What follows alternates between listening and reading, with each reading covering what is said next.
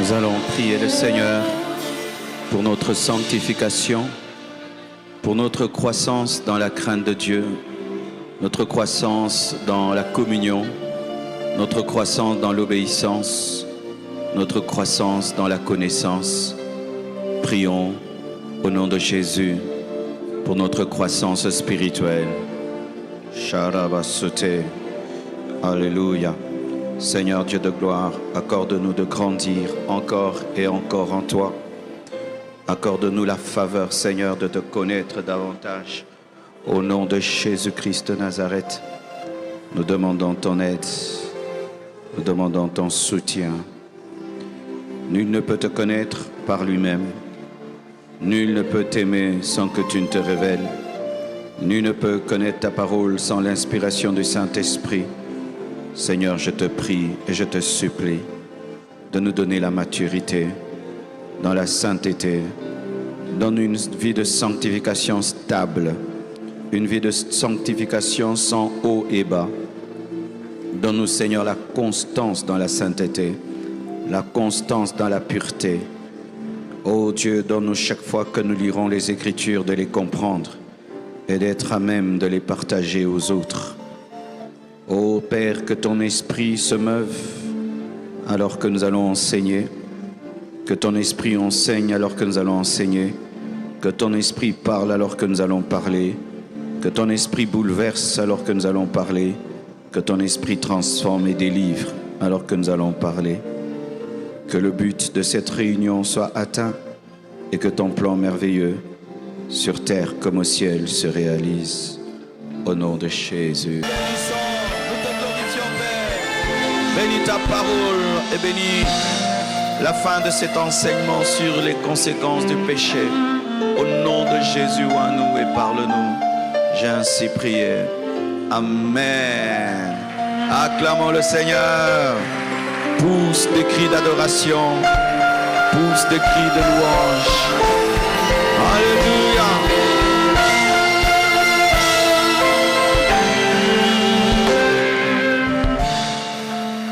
Amen.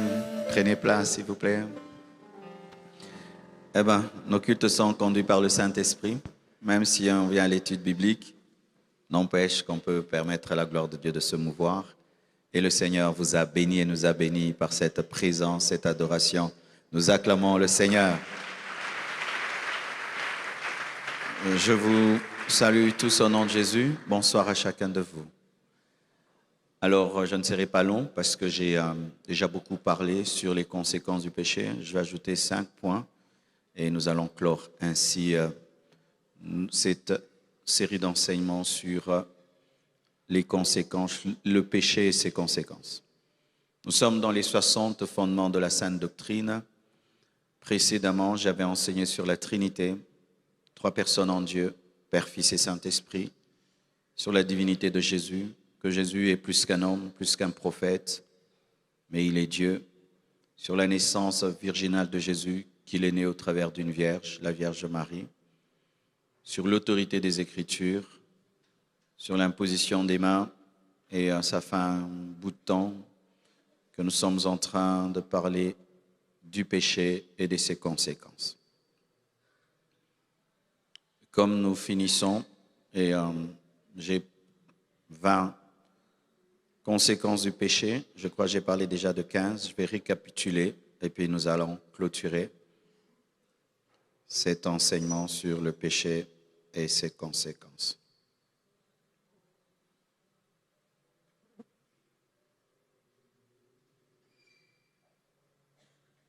Ça va faire un gros livre à la fin.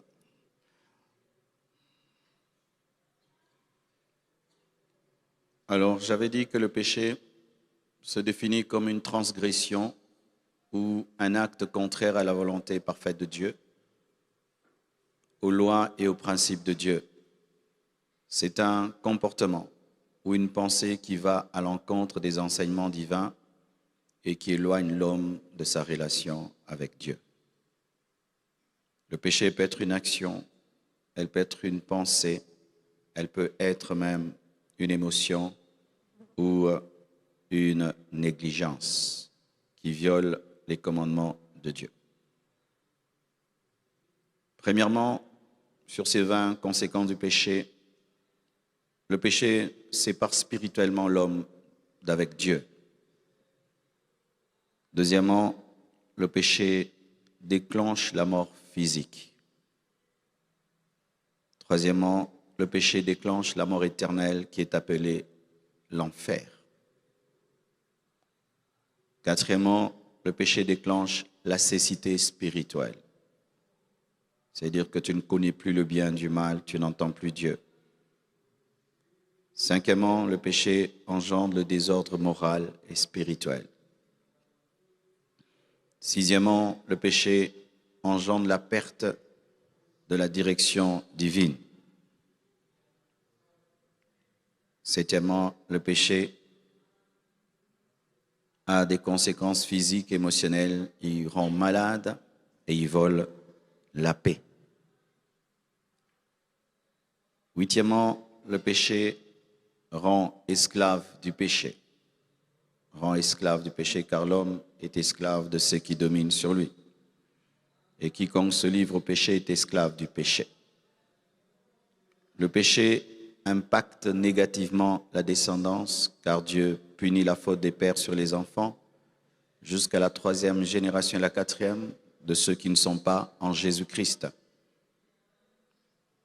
Dixièmement, le péché déclenche le dérèglement de la nature humaine, l'homme né avec une nature pécheresse, qu'on appelle la chair ou le vieil homme. Onzièmement, le péché isole, engendre la solitude, loin de Dieu et loin des hommes. Douzièmement, le péché entraîne la malédiction de la création et la dégradation de la création parce que la terre a été maudite à cause du péché d'Adam et la terre a accompagné l'homme dans sa chute. Treizièmement, le péché engendre la corruption du système social, de l'économie, de la politique et ainsi la corruption de tout un système. 14e, le péché engendre des difficultés économiques et la pauvreté des peuples. La Bible nous dit que sache que dans les derniers jours, il y aura des temps difficiles, car les hommes seront égoïstes, amis de l'argent. Le péché amène la pauvreté des nations et des peuples. 15e, le péché impacte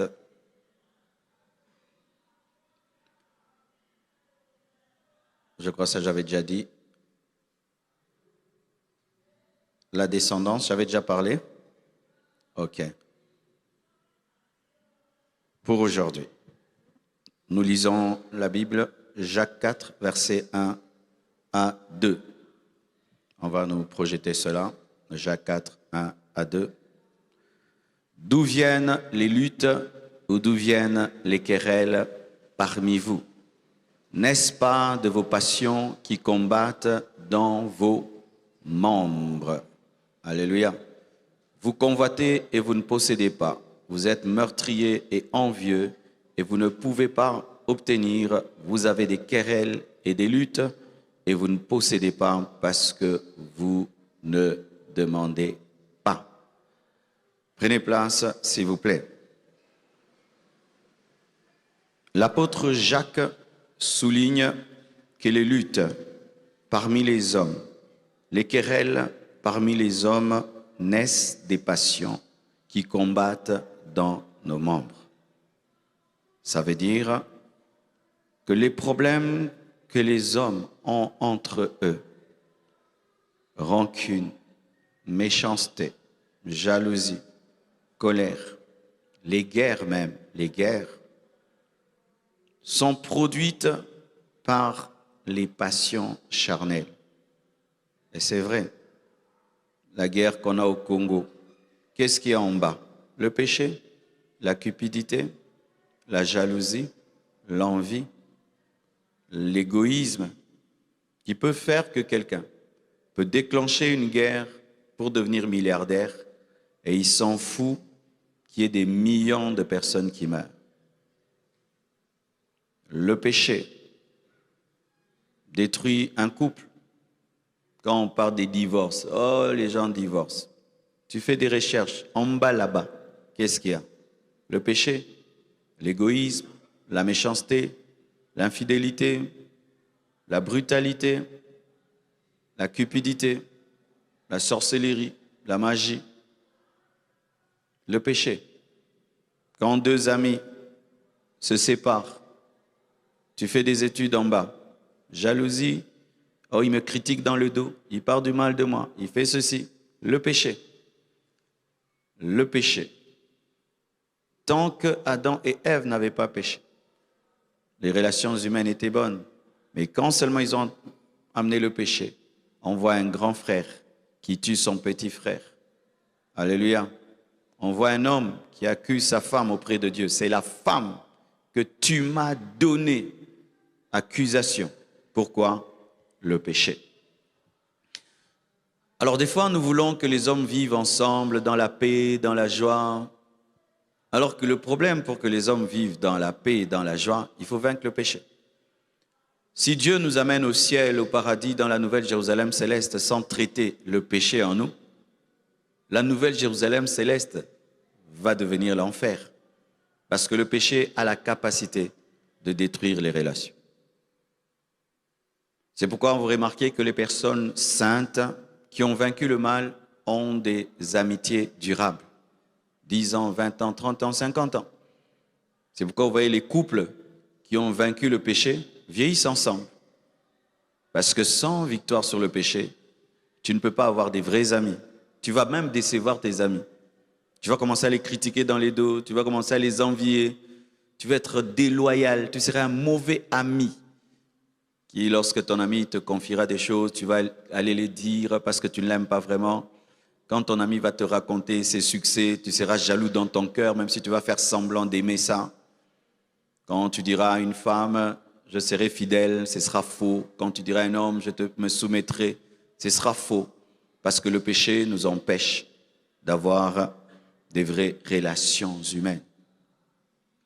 Le péché fait que les collaborateurs soient des faux collaborateurs, que les fils spirituels soient des faux fils spirituels, que les pères spirituels soient des faux pères spirituels. Le péché engendre des mauvais pères, des mauvaises mères.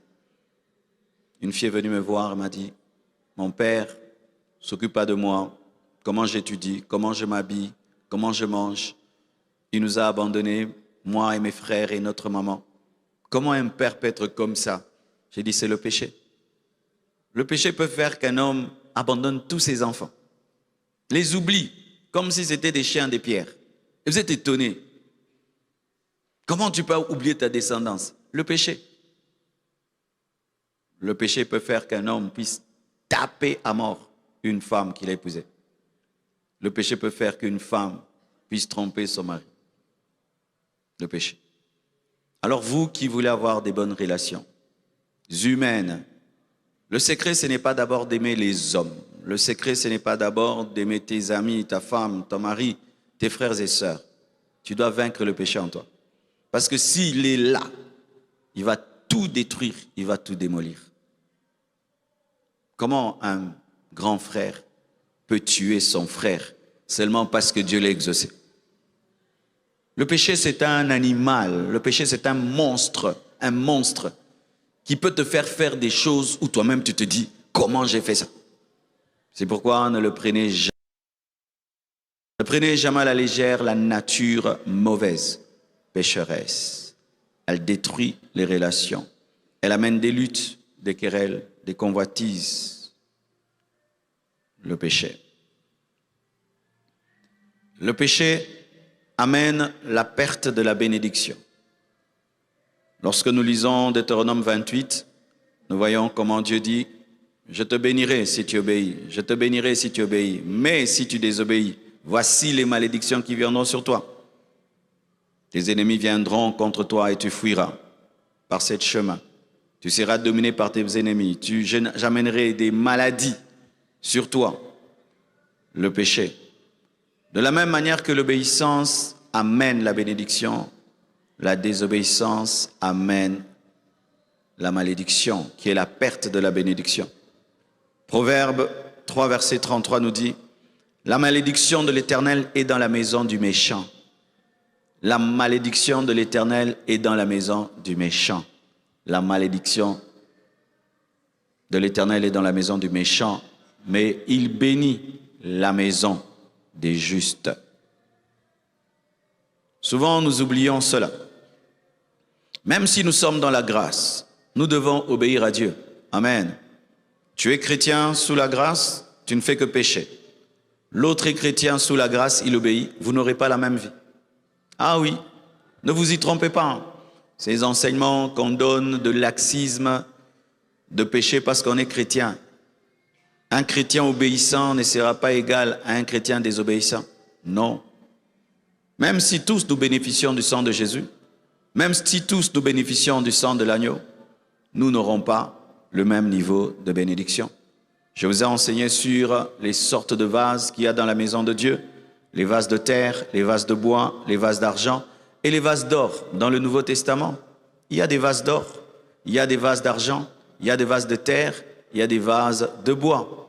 Lorsqu'un chrétien est obéissant, très obéissant, il est un vase d'or. Lorsqu'un chrétien est partiellement, il obéit 2 fois et des fois il n'obéit pas, tu es un vase d'argent. Et quand tu demeures dans le péché, tu es un vase de bois. Et quand vraiment le péché c'est ta vie comme un païen, tu es un vase de terre.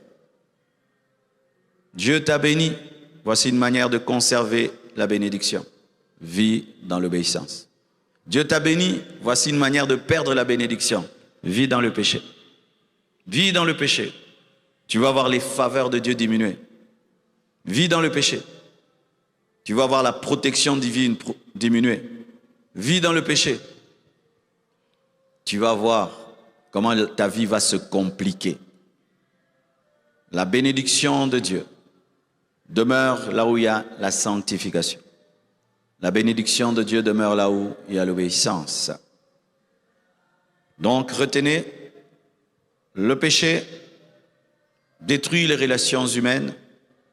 Le péché nous fait perdre la bénédiction de Dieu.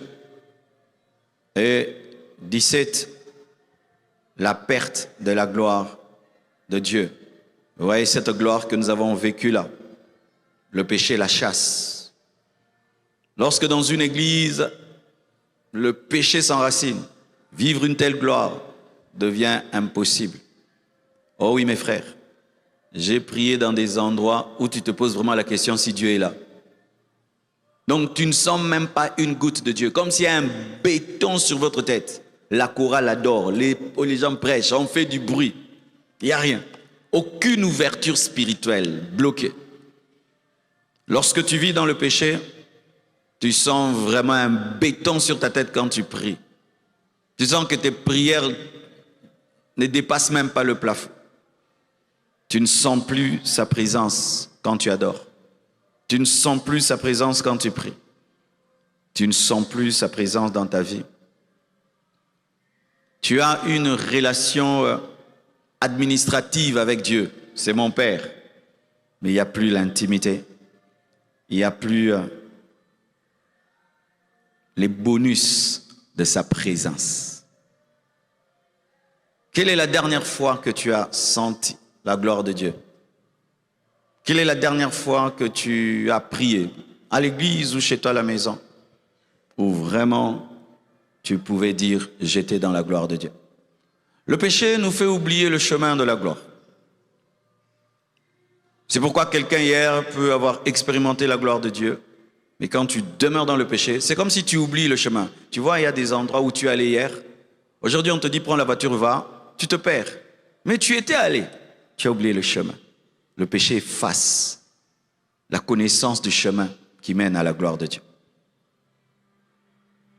Adam et Ève, qui vivaient tous les jours dans la gloire de Dieu, lorsqu'ils ont péché, ils ont perdu la gloire de Dieu. Eux qui étaient à l'aise d'être nus, parce qu'ils étaient couverts par la gloire de Dieu. Les gens disent, mais comment Dieu au départ avait créé Adam et Ève sans habit? Ils avaient un habit, la gloire de Dieu. Oui, ils étaient revêtus de la gloire de Dieu. Quand ils ont péché, la gloire est partie. Ils ont découvert qu'ils étaient nus. Ainsi, ils avaient besoin de se fabriquer une autre gloire qui protège, alors que on ne fabrique jamais la gloire de Dieu. Quand tu l'as perdu, répands-toi seulement. Ne fabrique pas. C'est pourquoi moi je suis contre les églises de mettre des fumées quand on prêche. Non. Oh, feu. Ou c'est là ou c'est pas là. Amen. Hein? Faut pas qu'on invente des gloires de Dieu. Tout, non. Ils ont voulu créer une gloire artificielle. Des pots, plutôt des feuilles. Alors que lorsque tu t'habilles de feuilles, la feuille sèche, la feuille est brûlée par le soleil. Et lorsque tu fabriques une fausse gloire, le jugement de Dieu va te frapper.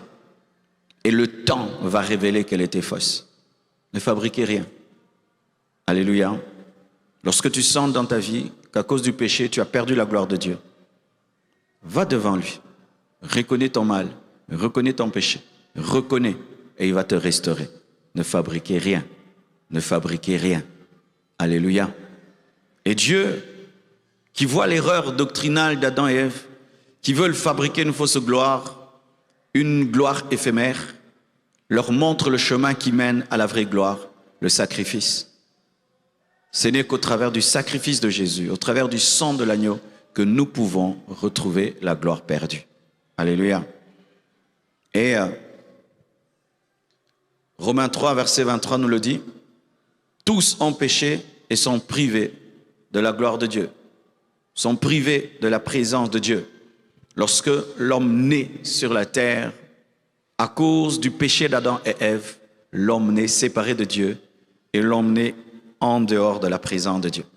Ce qui fait que tous, nous naissons païens. Personne ne naît enfant de Dieu. J'entends des gens qui disent, tu lui dis, est-ce que tu as reçu Jésus-Christ dans ta vie? Oui, depuis que je suis enfant. Non. Tout homme naît coupé de la gloire de Dieu, coupé de la présence de Dieu. C'est seulement la foi en Jésus-Christ qui nous connecte à la présence de Dieu, qui nous connecte à la gloire de Dieu. Sans cela, tu ne peux être connecté à la présence de Dieu, à la gloire de Dieu, car c'est Jésus qui est le chemin qui conduit à cette gloire, parce que l'homme pécheur ne connaît pas le chemin. C'est lui qui est le chemin qui conduit à cette gloire. Est-ce qu'on peut acclamer le Seigneur pour cela?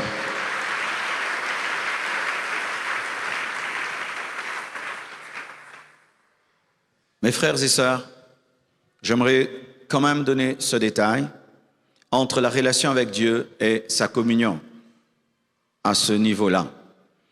Alors, des fois, il arrive à certains chrétiens, lorsqu'ils pêchent, ils pensent qu'ils ont perdu leur salut et ils vont demander à Jésus-Christ de venir dans leur vie encore. C'est pourquoi certains, à chaque fois qu'on fait accepter Jésus, ils viennent devant. Il y a une différence entre la relation avec Dieu et la communion avec Dieu. Il y a une différence entre la relation avec Dieu et la gloire de Dieu.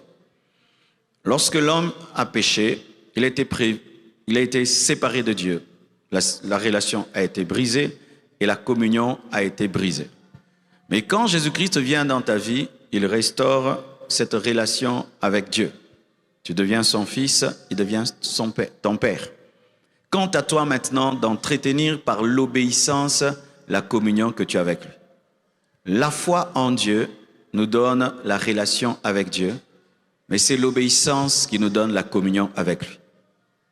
Je répète, la foi en Dieu nous donne la relation père-fils avec Dieu, mais c'est l'obéissance qui nous donne la communion. Alors, il peut se faire que tu aies la relation avec Dieu sans avoir la communion avec Dieu. Tu peux être un chrétien, tu as la relation avec Dieu, mais tu n'as pas la gloire de Dieu. Je répète, tu peux être chrétien, tu as la relation avec Dieu par la foi, mais tu n'as pas la communion avec lui par l'obéissance. C'est pourquoi ne vous contentez pas de la relation. Entrez dans la dimension de la communion. Parce qu'il y a des chrétiens qui, avec la relation, vont rater l'enlèvement. Car ce qui fait enlever, c'est la relation plus la communion. Alléluia. Tu es enfant de Dieu. Tu as reçu Jésus. Oui. Tu as le Saint-Esprit. Oui. Mais le Saint-Esprit que tu as reçu, est-ce qu'il te conduit? Est-ce qu'il te dirige? Toute ta vie chrétienne, tu ne fais que désobéir au Saint-Esprit. Toute ta vie chrétienne, tu as la relation, mais tu n'as pas la communion.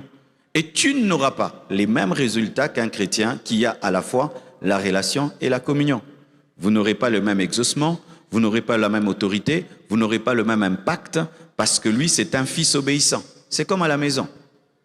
Tu as 10 enfants, Tous sont tes enfants, tu les as engendrés. Mais parmi eux, un fait toujours ce que tu veux. Tu l'envoies, il part. Tu l'interdis, il ne fait pas. Tu dis change, il change. Lorsqu'il faudra donner l'héritage, tu vas plus donner l'héritage à celui qui est obéissant.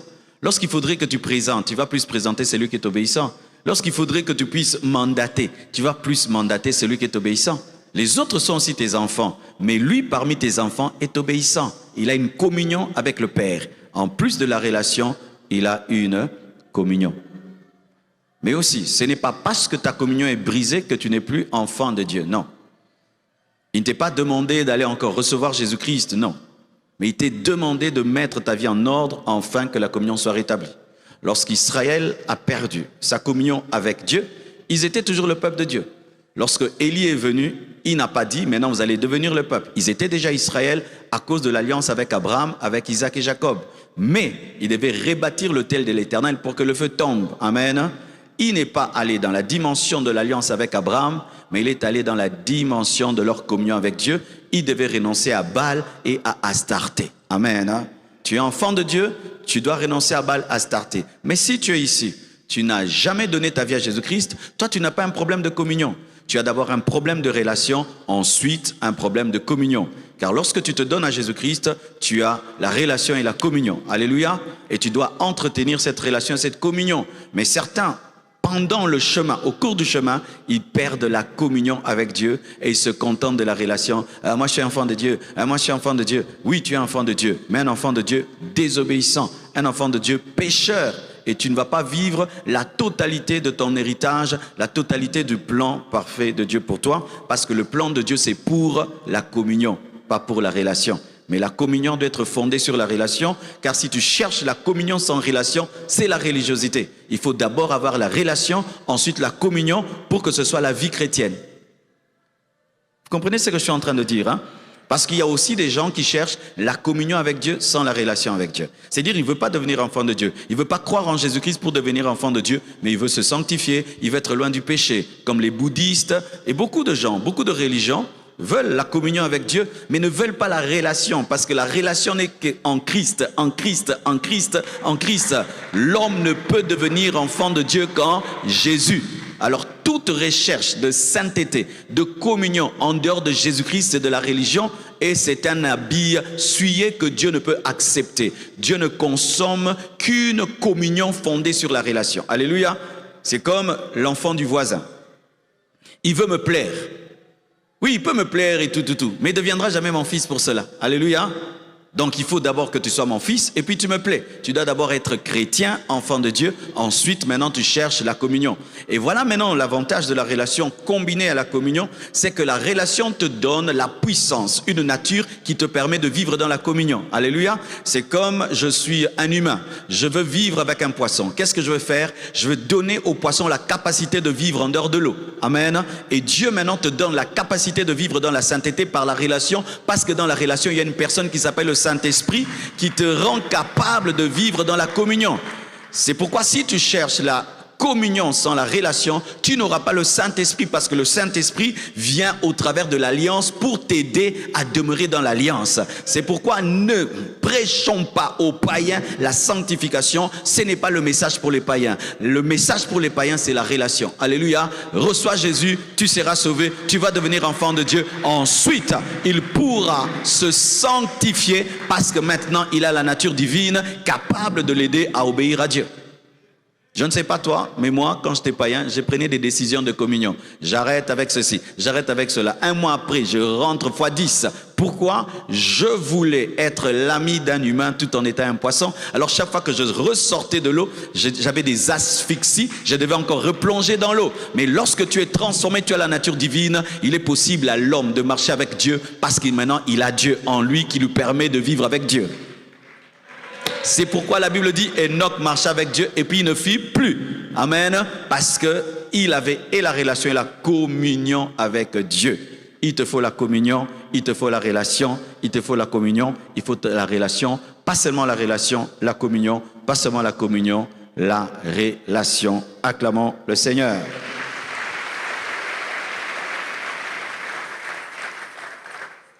Le péché aussi a engendré la perte de l'autorité et de la domination qui a été donné à Dieu.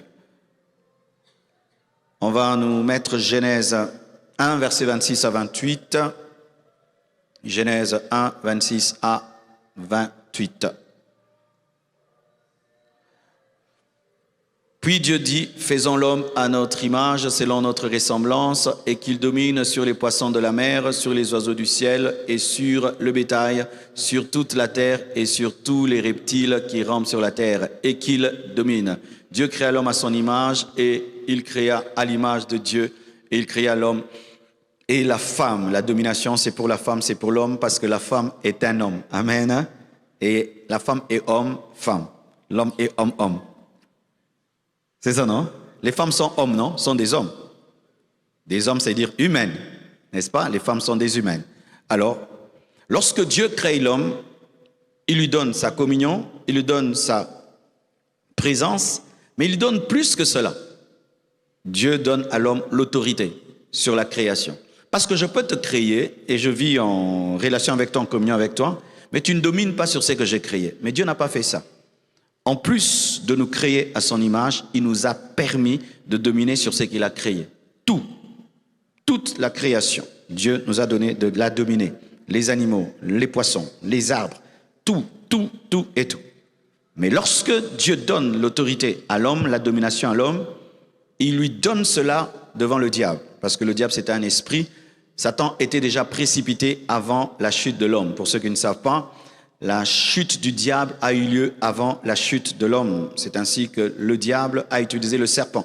Le diable n'était pas le serpent, le diable est entré dans le serpent parce qu'on dit que le serpent, c'était l'animal le plus rusé, le plus intelligent de tout ce que Dieu avait créé. Pour ma part, je crois que le serpent dans le jardin, c'était le roi du jardin. C'était le chef de tous les animaux parce que la Bible reconnaît qu'il était le plus intelligent. Et Satan, qui est stratège, passe au travers de l'animal le plus intelligent. Et cet animal plus intelligent, je crois qu'il était le plus proche de la femme, le plus proche de l'homme. Parce que lorsque tu es le leader, eh ben, tu vas vouloir être proche du leader.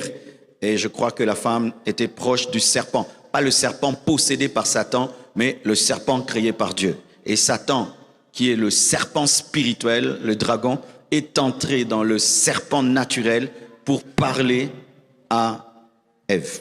Certains disent que ce serpent parlait déjà, ou il a commencé à parler par le diable. Ben, ça peut se faire que le serpent l'a parlé, parce que Ève n'était pas étonnée qu'il parle. Ben, on ne va pas entrer dans ces débats théologiques, hein. C'est un long débat. Certains disent que le serpent parlait avant, ou qu'il a parlé par Satan, mais qu'il ait parlé avant ou pas, on sait que le péché est entré. Amen. Hein?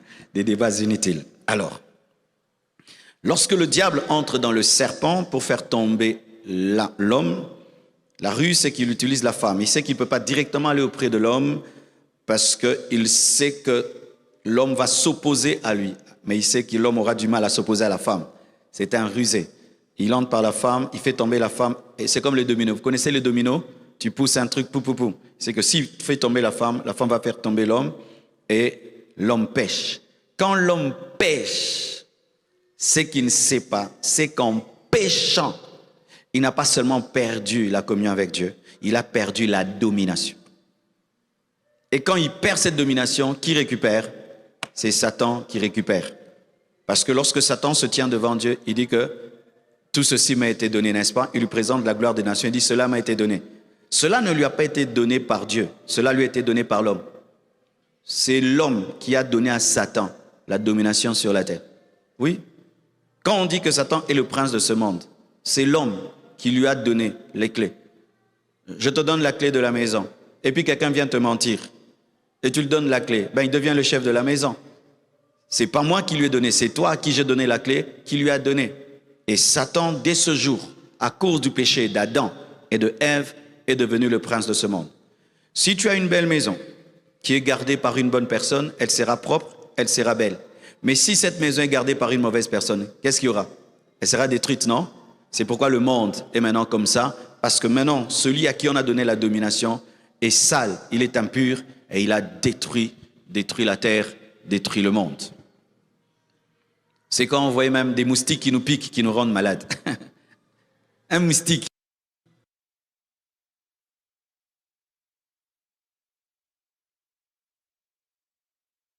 du lion. L'homme n'avait pas peur du léopard. L'homme commence à être mangé par les animaux. L'homme a commencé à être piqué par les animaux.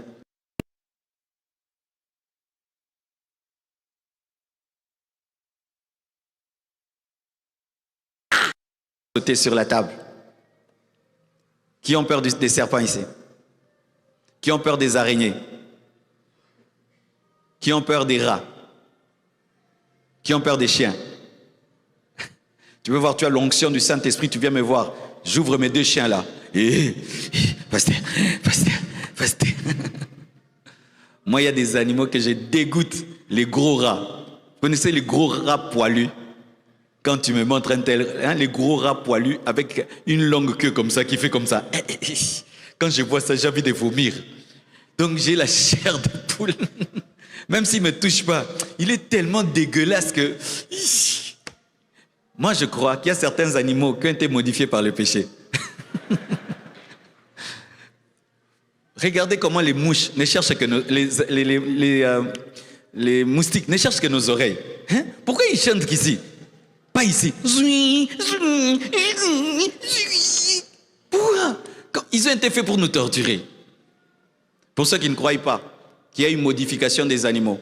La Bible dit que quand l'homme a péché, il y a eu les ronces et les épines. Donc il y a des choses qui ont été créées après la chute. Il y a des modifications. L'homme était herbivore, n'est-ce pas? Il mangeait des fruits. Là, les animaux aussi étaient herbivores. Mais quand l'homme a péché, les animaux sont devenus des carnivores. Donc il y a eu des modifications même dans les animaux. Ah oui. Et quand tu atteins un haut niveau de sainteté, tu peux vivre déjà sur cette terre, avant les milléniums, la domination sur les animaux. Il y a un homme qu'on appelle Sadhu Sundar Singh. Vous avez déjà lu le livre sur le Sadhu Sundar Singh? Cherchez ce livre-là, c'est parmi les livres les plus spirituels de la chrétienté. Et cet homme avait atteint un niveau de sainteté de prière. Les lions pouvaient venir, ils ne lui font rien. Les serpents ne lui font rien. Rien du tout, comme dans le jardin d'Éden. Pasteur, je vous dis la vérité, allez lire. Les lions ne lui faisaient rien. C'était un Indien. Il était tellement pur et saint qu'un jour il est passé dans une ville et puis il est parti. Un missionnaire est venu prêcher. Il a parlé de Jésus. Les gens disaient, non, il n'est pas mort il y a 2000 ans. Il était ici, il est passé qui? Non, il était passé. Il ressemblait à Jésus. Que les lions ne le mangeaient pas, les animaux ne le mangeaient pas. Un jour il est allé dans un jeûne, il a voulu jeûner comme Jésus 40 jours à sec. On l'a retrouvé presque mort. On l'a réanimé et tout. Il voulait vraiment être comme Jésus. Et un jour, il a décidé d'aller prêcher, je crois, au Tibet. Et il a disparu. On ne sait plus où il est parti. On ne connaît pas sa tombe, rien. Il est allé en mission. Il est parti pour du bon jusqu'à aujourd'hui. Batou Baza. Acclamons le Seigneur. Cherchez ce livre-là. Ben, il est devenu très très rare. Hein. Très rare. Aujourd'hui, même si tu le cherches sur Amazon, ça coûte même $2000. Il y a un livre que j'ai lu il y a longtemps sur le retour de Jésus. Je l'ai cherché avec un ami, $4000 aujourd'hui. Vous qui avez des bons livres, gardez-les. Amen. Hein? Et je vous dis, à vente, il y avait des livres. Hein? Tu lis ça, ça change ta vie. Lisez des livres qui vous bouleversent. Amen. Hein? Lisez des livres qui vous bouleversent. Tu te dis, ah, ça c'est un homme comme moi. Tu entres en jeûne. Tu dis, cette nuit, je ne mange pas et je ne dors pas. Il y a des livres comme ça, tu lis comme ça, veillez directement. Alléluia. Et donc, lorsque l'homme a péché, il a perdu la domination. La domination même sur les anges déchus. Parce que lorsque l'homme pêche, plutôt lorsque l'homme est créé, et que Dieu lui donne la domination, il lui avait donné aussi la domination sur Satan, sur les démons, sur les anges qui étaient déchus. Mais quand seulement l'homme a péché, les démons sont au-dessus de lui maintenant. Satan est au-dessus de lui. Et il tremble devant le diable, il tremble devant les démons. Et quand Jésus-Christ maintenant vient dans ta vie, il restaure. C'est pourquoi il dit, tout pouvoir m'a été donné. Allez, avec quoi? Avec le pouvoir que Dieu m'a donné. C'est-à-dire que Jésus-Christ a récupéré le pouvoir, pas pour lui, mais pour toi. Je vais te donner l'exemple. Tu as un enfant, je te donne une clé. Quelqu'un de plus malin que toi te ravit la clé. Je vais me battre contre lui, pas pour moi, mais pour toi. Quand je ravis la clé, je te la donne. Parce que moi, j'ai toujours eu le pouvoir. Dieu n'a jamais perdu le pouvoir. C'est l'homme qui a perdu le pouvoir. Mais Jésus-Christ est venu comme un homme afin de rendre aux hommes le pouvoir, de peur que Satan dise, tu as triché. Maya Resayaba. Il n'a pas voulu rendre à l'homme le pouvoir en étant Dieu, mais il lui a rendu le pouvoir en étant un homme Dieu. Afin que les hommes puissent vaincre Satan tout en étant des hommes. Aïe, aïe, aïe, aïe. C'est ça qu'on appelle la sagesse de Dieu. Amen. Parce qu'entre Satan et Dieu, il y a de la justice. Voici la justice entre Satan et Dieu. Ils se sont entendus que pour influencer la terre, ils doivent utiliser des humains. Ainsi, il n'y a pas une guerre entre Dieu et Satan de « viens », parce que tu regardes trop les films des science-fiction. Maintenant, la guerre entre Dieu et Satan, c'est au travers de la postérité de la femme. Quand Satan fait tomber l'homme, il dit quoi? La postérité de la femme écrasera ta tête. C'est-à-dire quoi? Je vais utiliser les humains pour t'humilier et pour te vaincre. Et Satan aussi utilise qui? La postérité de la femme. Caïn, postérité de la femme. Amen. Nimrod, postérité de la femme. Pharaon, postérité de la femme. Judas, postérité de la femme. L'Antichrist, postérité de la femme. Ainsi décide d'être la bonne postérité de la femme qui écrase la tête du serpent. Quand Satan veut envoûter, il cherche un sorcier. Quand Satan veut détruire, il cherche un homme qui va utiliser une bombe. Il cherche des hommes. Dieu cherche des hommes, Satan cherche des hommes. C'est pourquoi soyez des instruments de Dieu. Alléluia. Le diable est prince de ce monde dans la vie des païens, pas pour nous. Vous savez ça? Oui, oui. Le prince de ce monde pour moi, c'est Jésus. Mais le prince de ce monde pour les païens, c'est Satan. Ah oui. Pour les diables, pour les païens, le prince de ce monde, c'est Satan. Ils sont sous l'emprise de Satan. Mais pour nous, le prince de ce monde, ce n'est plus Satan. Le prince de ce monde, c'est Jésus et c'est nous. Et c'est nous, parce que nous avons récupéré la domination en Christ. Ainsi, je peux marcher sur les scorpions, sur les serpents, sur toute la puissance de l'ennemi et rien ne peut me vaincre. Lorsqu'on te dit et rien ne peut te vaincre, pourquoi? Parce que c'est toi qui es devenu le prince de ce monde. Vous êtes de Dieu, vous mourrez comme des hommes. Frères, en Jésus, nous avons récupéré les clés. Nous avons récupéré la domination. Nous avons récupéré la domination. Pour l'instant, nous avons récupéré la domination sur le plan spirituel et dans certains domaines, mais la domination parfaite sera manifestée dans le millénium. Et je dois vous dire la vérité. Donnez-moi l'amen. Hein? Parce que vous devez savoir que le plan de Dieu est progressif. Hein? Amen. Hein? Alors, ce qui fait que des fois, tu peux dire, ah, mais comment je suis chrétien, le moustique m'a piqué. Hein, comment je suis chrétien, non, qui m'a emboîté, frère. Il ne faut pas tenter Dieu. C'est dans la nouvelle, dans le millénium qu'on dit quoi? Que le lion et la brebis vivront ensemble. Mais pour l'instant, Dieu peut te donner seulement les arrêts de l'esprit, les prémices de ce qui sera. Un jour, un chien te suit, tu dis, au nom de Jésus, pouf! Il est bloqué. Mais demain, fais attention. Tu peux marcher avec Jésus-Christ aujourd'hui sur l'eau, mais demain, tu auras besoin de la barque. Tu peux manger le pain et les poissons multipliés, mais demain, c'est la provision.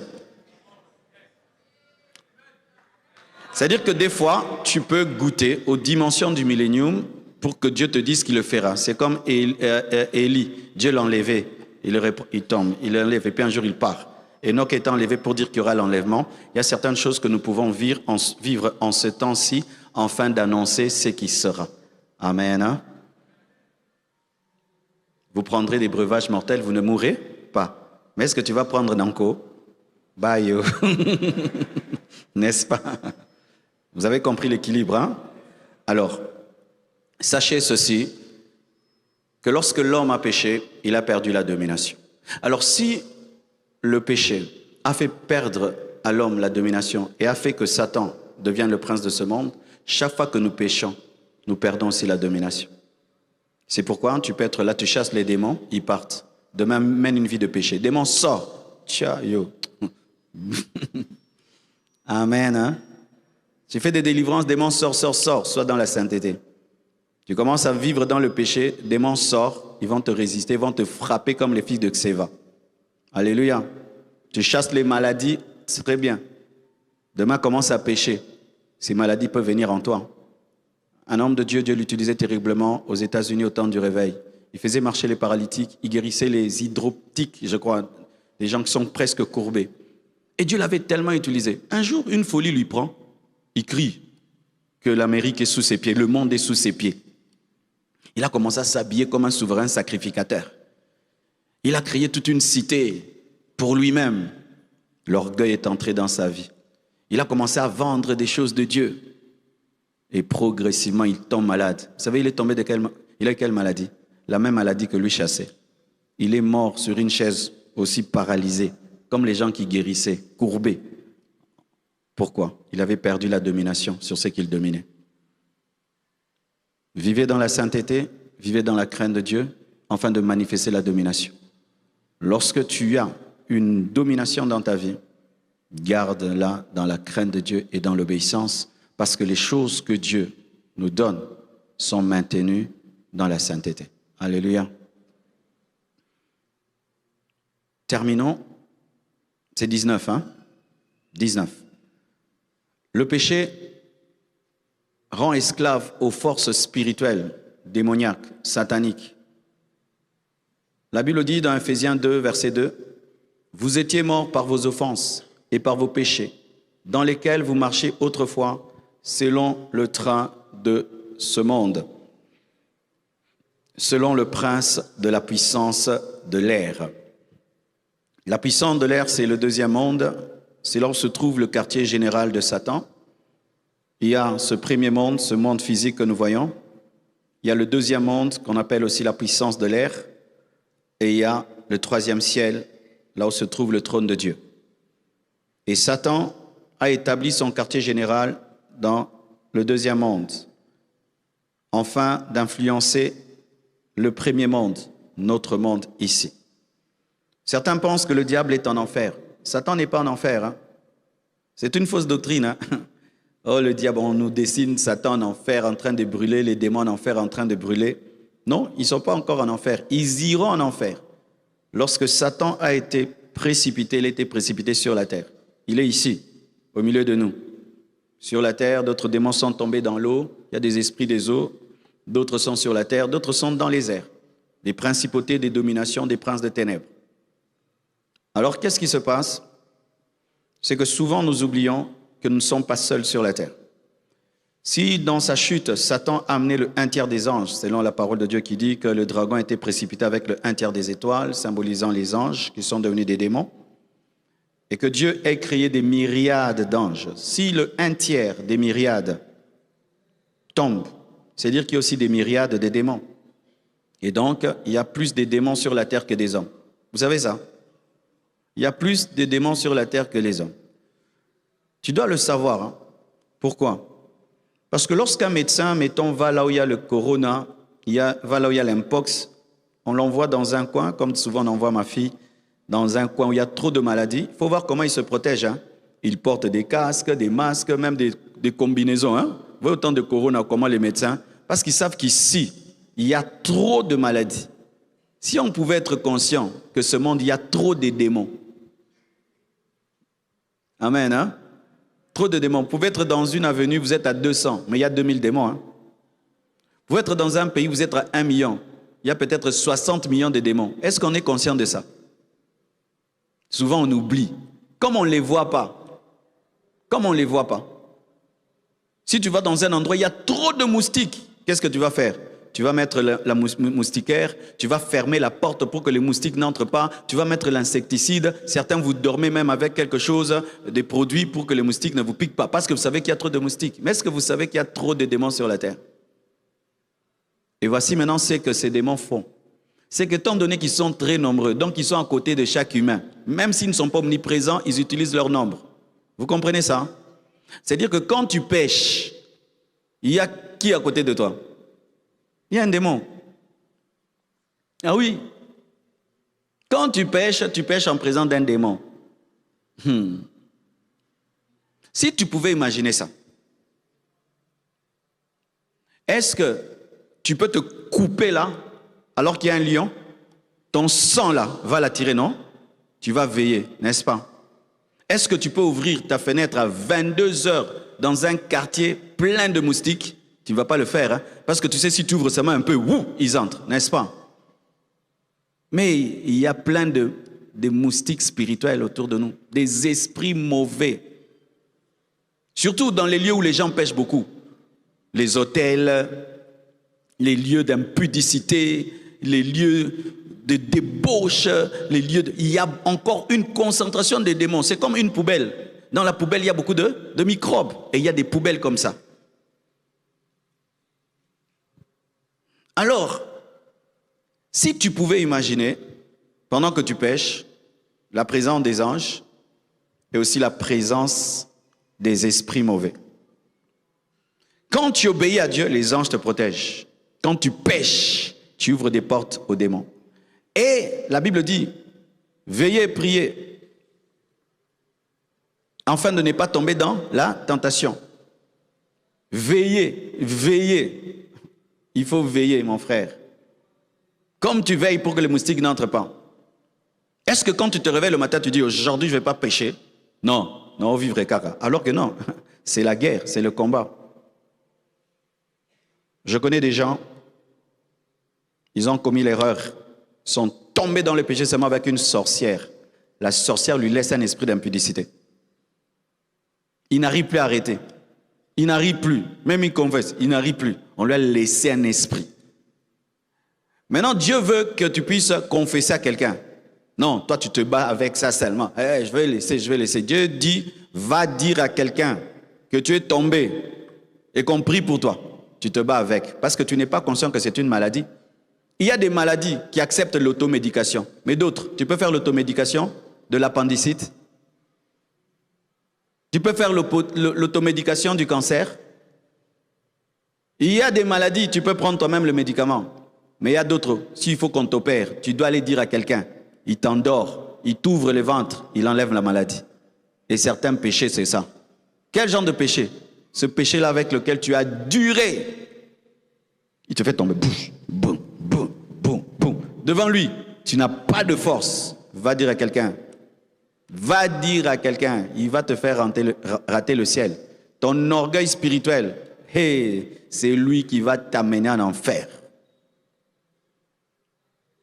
Pourquoi dans les domaines de la vie, lorsqu'on est au bout, on demande l'aide?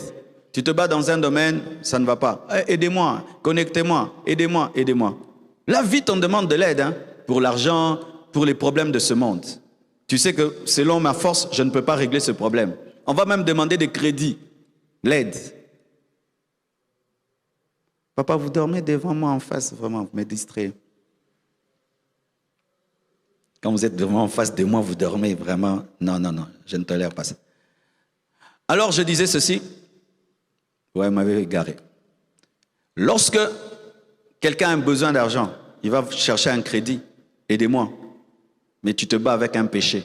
Tu te bats. Et on dit, va dire à tel, l'orgueil. L'orgueil va te tuer, mon frère. Ça va te détruire. De la même manière qu'on parle des microbes en aérobie.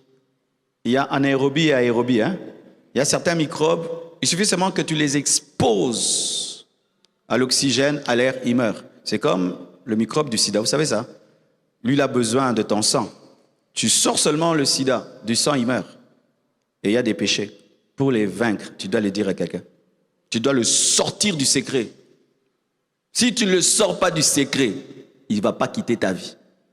Parce que certains péchés, lorsque tu les commets beaucoup, permettent à un esprit d'entrer en toi.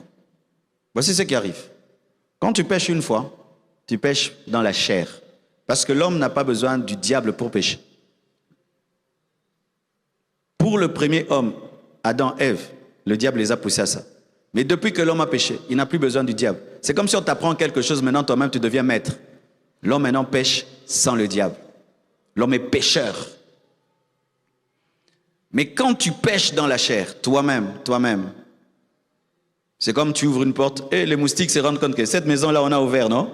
Comment ils savent aussi ces moustiques-là? Non, tu ouvres seulement comme ça, ou ils sentent la chaleur, ou ils sentent quoi? Et puis ils vont dire, oh, cet homme-là, il commet beaucoup le péché qui me caractérise. Par exemple, tu commets tout le temps l'impudicité dans la chair.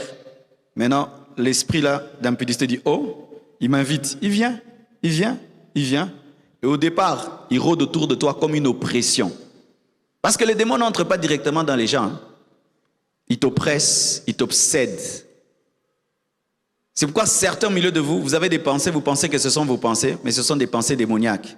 L'obsession, des pensées mauvaises, des pensées mauvaises, des pensées mauvaises, des pensées mauvaises. L'esprit là est en dehors de toi. Il veut que tu tombes beaucoup pour que devant Dieu, il ait le droit d'entrer et qu'il dise Dieu, il a exagéré, j'ai le droit d'entrer. Vous voyez la causerie entre Satan et Dieu. Il a dit, tu le protèges trop, c'est normal qu'il puisse te craindre, permets-moi de le toucher. Permets-moi de le toucher. Non, non, non, non, il exagère. Je dois entrer, je dois entrer. Il commet mes choses, il fait mes choses, il ne t'appartient plus. Je dois entrer, il est devenu mon esclave, je dois le prendre. Et si autour de toi, il y a des gens qui prient, tu es dans une famille qui prie, il y a tout ça qui intervient, ça retarde.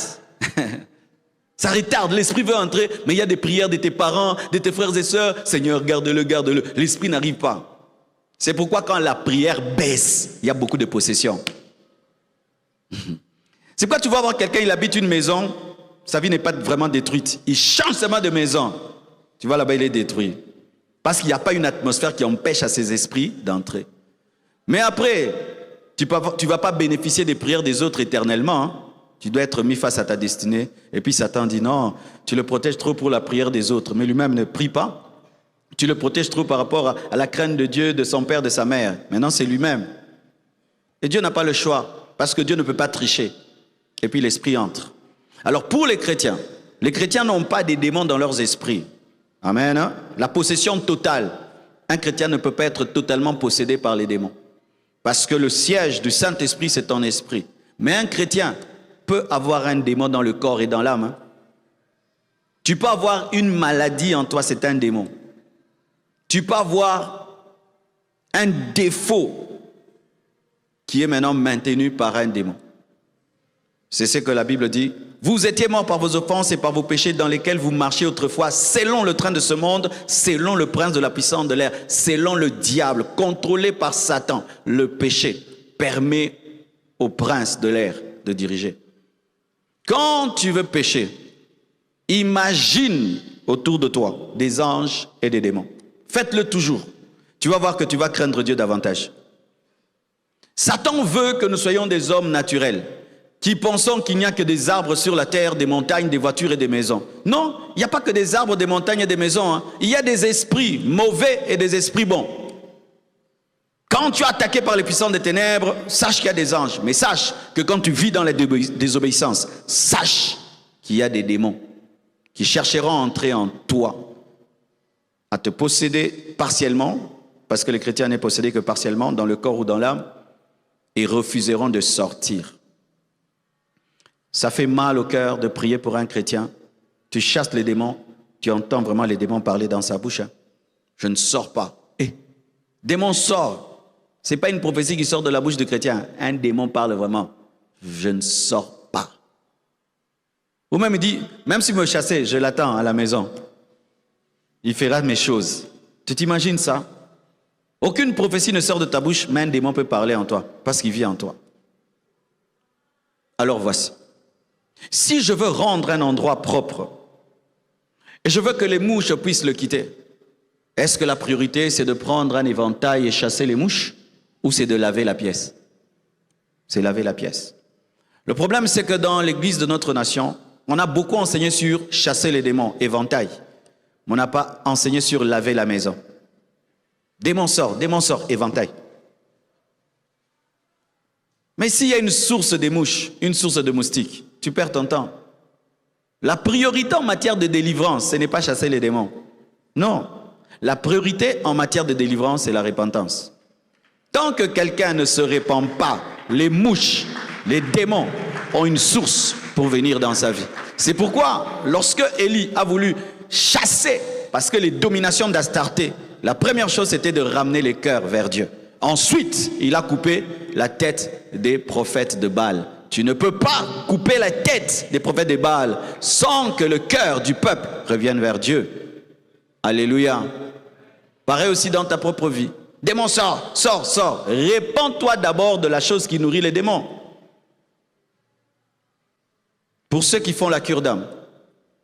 Ça nous arrive nous tous. Tu pries pour quelqu'un, tu te dis, Le nom de Jésus n'est plus puissant. Hein? Qui a déjà senti ça? Hein? Et souvent, c'est quoi? Démon, sort. Je ne sors pas. Maintenant, tu te dis, je vais ajouter la voix. Démon, sort. Il est toujours là. Ok. Le feu, il est toujours là. Le sang. Le sang de Jésus, il est encore là. Je te lis, il est toujours là. Je te ligote, il est là. Dans les lieux arides, il est là. Ah, tu te dis, je fais quoi maintenant? Je vais louer. Tu loues, il est là. Tu adores, il est là. Tu parles en langue, il est là. Mitraillette, sors, il est là. Bombe, sors, il est là. Tu sais, toutes les techniques, il est là. Quand tu fais tout, il est là. Coupe, amen, hein? Moi, je coupe à moi. Amen. Si moi, je sais que je crains Dieu, je vis en communion avec Dieu. Avant toi, j'ai chassé des démons. Avant que tu n'entres au bureau, j'ai dit, les démons sortent, les démons partent. Pourquoi maintenant, à ton tour, là, le nom de Jésus a diminué de puissance? C'est toi qui as un problème. Amen, amen, amen. Je te réveille. Même si tu étais parti. Pourquoi? Tu vas me tuer pour rien. Les temps. Moi, je fais ça. Je te réveille. Amen, amen. Hein? Ma sœur, mon frère, assis-toi. Qu'est-ce qu'il y a dans ta vie, là, qui fait que ma prière ne marche pas? Et une fois, j'ai fait ça. Et puis Dieu m'a dit, cette personne n'a pas pardonné. J'ai dit, non, tu dois pardonner à tel. Oh, pasteur, jamais, jamais. J'ai dit, tu vois? Donc pendant que je chassais les démons, qu'est-ce qui se passe? Tu vois, quand tu chasses un démon, tu chasses une personne. Maintenant, si je vais chasser quelqu'un de cette estrade, qu'est-ce qu'il va faire? Il va s'accrocher à cette table, il va s'accrocher au poteau, non? Quand tu chasses un démon d'une personne, c'est une maison. Alors si cette maison n'est pas balayée, il y a des choses, il va tenir. Quoi? La haine, la colère. Démon sort. Oh, kanga. Et c'est difficile de chasser quelqu'un qui a des endroits qui tient. Hein? Il faut vider la maison. C'est pourquoi, dans la cure d'âme, lorsque vous préparez quelqu'un à la délivrance, amenez cette personne à ce qu'on appelle l'autodélivrance. C'est-à-dire que la personne elle-même se mette en ordre avec Dieu. Ce sera facile de balayer. Tu balayes, ça part. Tu balayes, ça part. C'est pourquoi les délivrances des personnes consacrées vont vite. Tu sors, il sort. Tu vois, ça va vite. Pourquoi? La personne elle-même a mis sa vie en ordre avec Dieu. Alléluia. C'est pourquoi, quand vous cherchez les hommes de Dieu, oh là là, j'ai tel problème, tel problème. Ce ne sont pas des magiciens. Si Dieu, tu n'as pas obéi au principe de Dieu, un homme de Dieu ne peut rien pour toi. Si toi et Dieu, vous ne vous entendez pas, un homme de Dieu ne peut rien pour toi. Arrangez avec Dieu. Une fois, je priais pour un garçon. On lui avait donné le nom des filles. Et ça bloquait la délivrance. Et puis Dieu m'a dit, change son nom. Je l'ai réveillé. J'ai dit, il s'appelait Minou. Vraiment un garçon, Minou. J'ai dit, tu t'appelles David. Dit, tu es David, je suis David. Tu es David, je suis David. Démon sort, le démon est parti. Pourquoi? Ce nom maintenait un esprit d'homosexualité. Une fois, je prie pour une sœur. Je prie, ça bloque. Et puis j'ai dit, ah, ma sœur, c'est quoi? Elle était en train de vivre avec un homme marié. J'ai dit, ok, va renoncer à cet homme marié. Tu reviens samedi, je prie pour toi. Jusqu'aujourd'hui. Elle allait gaspiller mon énergie. Sors. J'ai dit, paie-ma. Amen. Le péché donne la puissance au prince de ténèbres, mais la sanctification lui enlève. C'est pourquoi Satan n'aime pas que tu vives dans la sainteté. Il n'aime pas que tu vives dans la crainte de Dieu. Il n'aime pas que tu aies des moments de consécration qui augmentent ta dimension de sainteté, ton amour pour Dieu et l'obéissance, parce qu'il sait que tu parleras, ça arrivera. Il t'attaquera, il ne pourra rien te faire parce que tu es supérieur à lui. Mais tout cela n'est possible quand Jésus-Christ, notre Rédempteur, qui est venu nous redonner ce que Satan nous a pris. Jeûner, c'est bien. Craindre Dieu, c'est bien. Prier beaucoup, c'est bien. Mais tout ça doit être fondé sur Christ. Pourquoi? Pour que personne ne se glorifie. D'être puissant, d'avoir de l'autorité, d'avoir de la domination, mais que toute manifestation de domination se transforme en action de grâce. Quand je prie pour quelqu'un, il marche, je dis, waouh Seigneur. Je prie pour un malade, il est guéri, oh gloire à Dieu. Je demande une chose, elle arrive comme j'ai demandé, je suis rempli de reconnaissance parce que je fonde tout sur Jésus. Jésus est notre sainteté. Jésus est la clé de la délivrance. Jésus est la clé de la pureté. Jésus est la clé de l'obéissance. Fixez tout sur Jésus. Amen.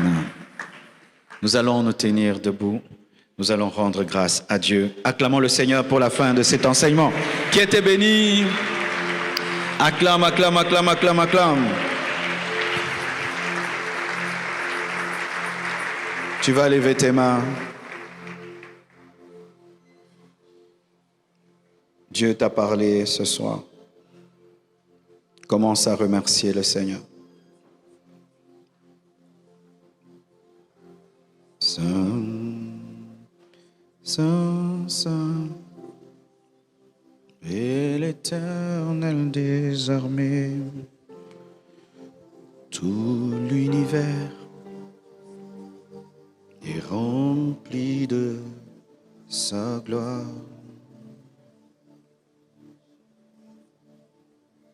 Saint, Saint, Saint, et l'Éternel des armées, tout l'univers est rempli de...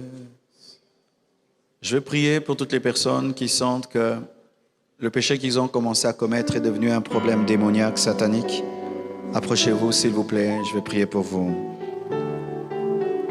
Tu sens que c'est devenu un problème spirituel, ce péché que tu pratiques.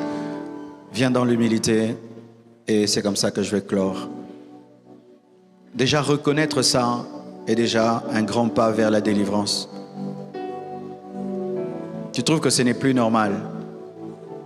Qu'en plus de toi, il y a maintenant un esprit. Il y a maintenant une force. Viens mon frère. Humilie cet esprit. Humilie cet esprit. Satan aime les choses secrètes. Satan aime les choses cachées parce que c'est un prince des ténèbres. Il aime les ténèbres.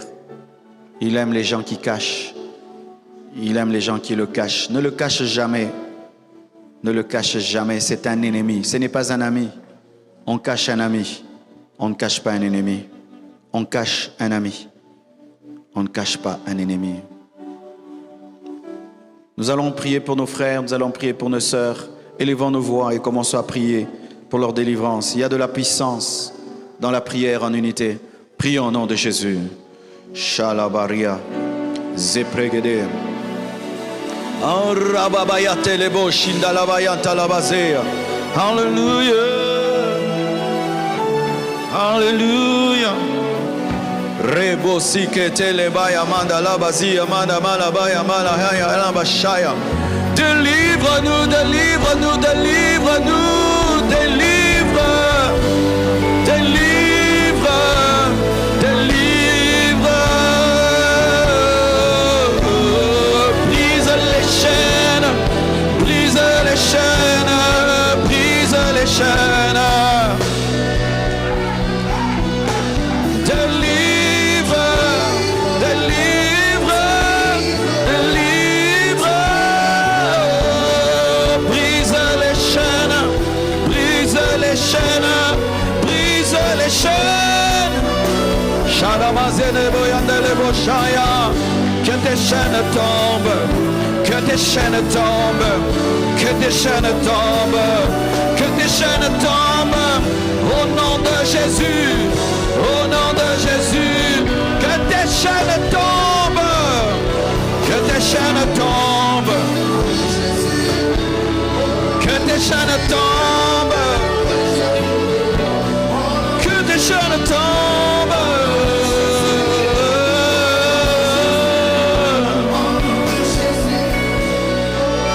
Au nom de Jésus, je commande à tous les démons qui agissent dans ta vie par ce péché.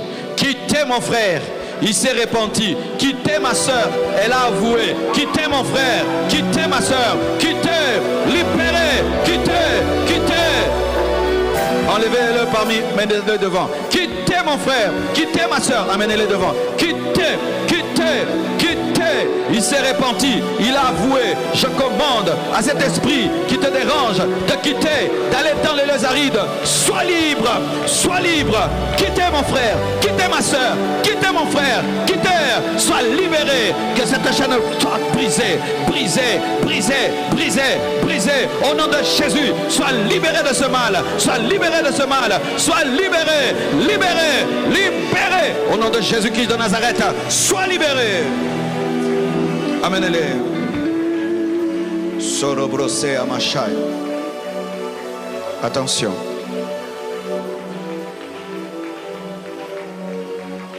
Laissez-les là.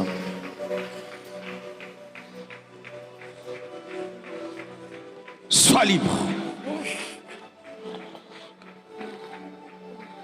Sois libre. Libre au nom de Jésus. Tout esprit d'animal en toi te quitte maintenant. Libre au nom de Jésus-Christ.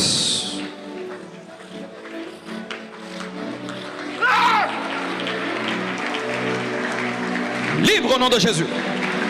Libre au nom de Jésus. Libère ce jeune homme, Père. Délivre-le. Brise ses chaînes. Brise ses chaînes. Brise ses chaînes. Brise ses chaînes. Sois libre au nom de Jésus-Christ de Nazareth.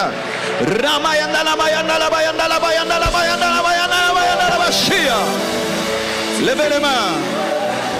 Coupez le drum. Diminuez le piano. Je sens il y a des démons qui te combattent pour que tu ne sois pas concentré, pour qu'ils ne partent pas. Levez bien les mains, fermez vos yeux. Même toi qui n'es pas venu devant, si tu as un problème d'un esprit impur, qui est en train de te pousser vers le mal et te garder dans le mal, là où tu es, là où tu es, là où tu es, là où tu es, là où tu es, là où tu es, là où tu es, là où tu es, là où tu es, là où tu es, quittez, quittez, quittez, quittez, quittez, quittez, quittez, sois libre, là où tu es, même toi qui me suis à la télévision, tu es dominé par un péché qui te garde, des démons qui te gardent dans le péché,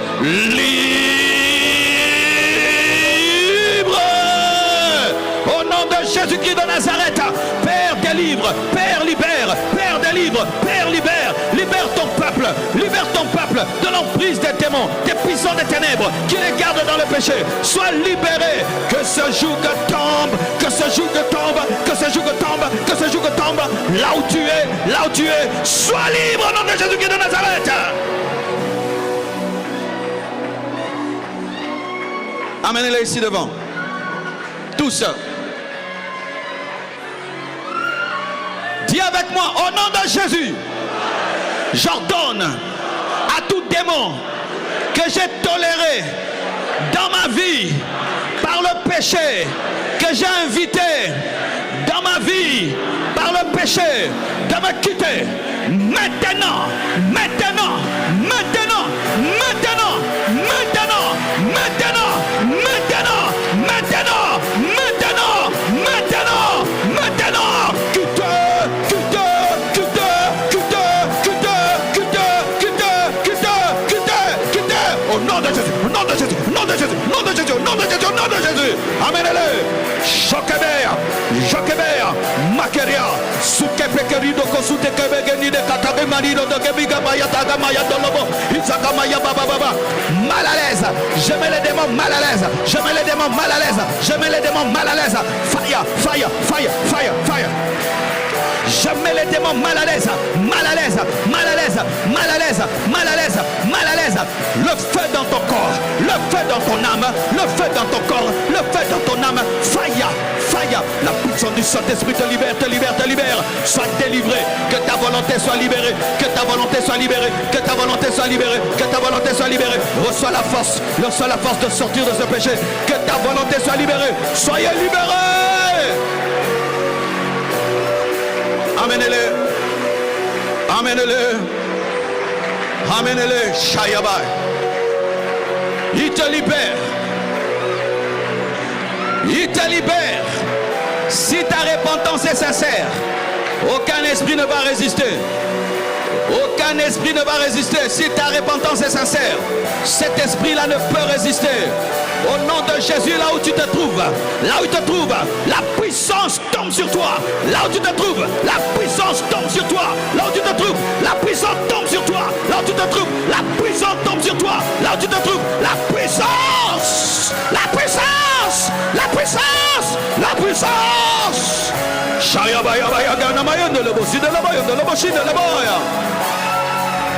Il est venu libérer les captifs. Il est venu libérer les captifs. Jésus est venu libérer les captifs. Jésus est venu libérer les captifs.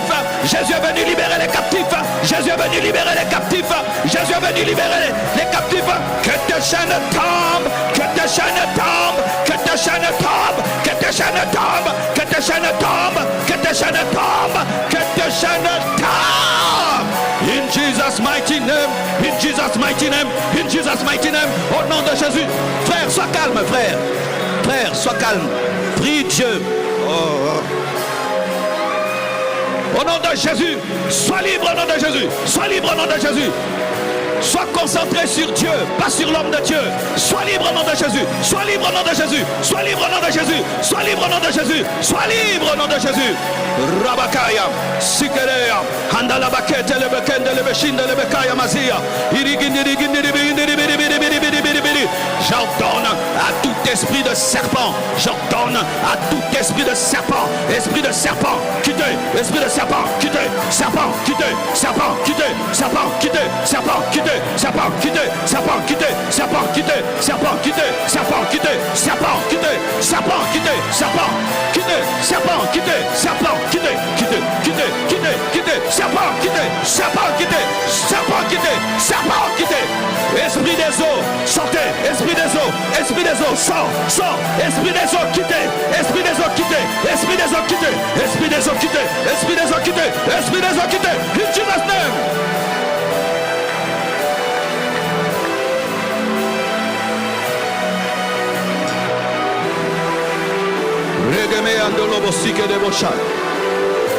Dis avec moi au nom de Jésus. Je suis libre. Je suis libre. Je suis libre. Je suis libre. Je suis libre. Je suis libre.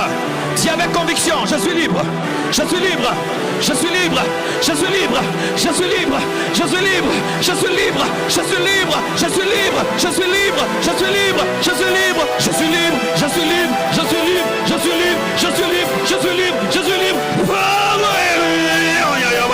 Amenez-la. Mari de nuit quitté. Mari de nuit quitté. Mari de nuit quitté. Femme de nuit quitté. Mari de nuit quitté. Quitté. Quitté. Quitté. Quitté. Quitté. Quitté. Quitté. Quitté. Femme de nuit va-t'en. Mari de nuit va-t'en. Femme de nuit va-t'en. Quitté au nom de Jésus-Christ de Nazareth. Shayamaya. Esprit d'impureté quitté. Esprit d'impureté quitté. Esprit d'impureté quitté. Esprit d'impureté quitté. Esprit d'impureté quitté. Esprit d'impureté quitté. Esprit d'impureté quitté. In mighty name of Jesus. Esprit de sorcellerie va-t'en. Sorcellerie va-t'en. Sorcellerie va-t'en. Sorcellerie tu quittes. Sorcellerie tu quittes. Sorcellerie tu quittes. Sorcellerie tu quittes. Sorcellerie tu quittes au nom de Jésus.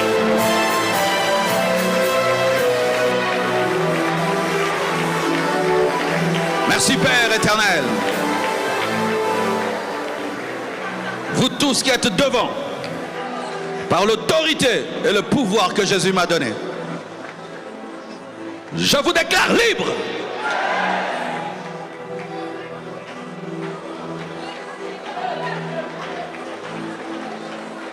Libre. Totalement libre. Car il est écrit, si le Fils de l'homme vous a franchi, vous serez totalement libre, réellement libre. C'est ainsi que nous clôturons cette série sur le péché et ses conséquences. Vous êtes bénis, vous êtes bénis, vous êtes bénis. Amen.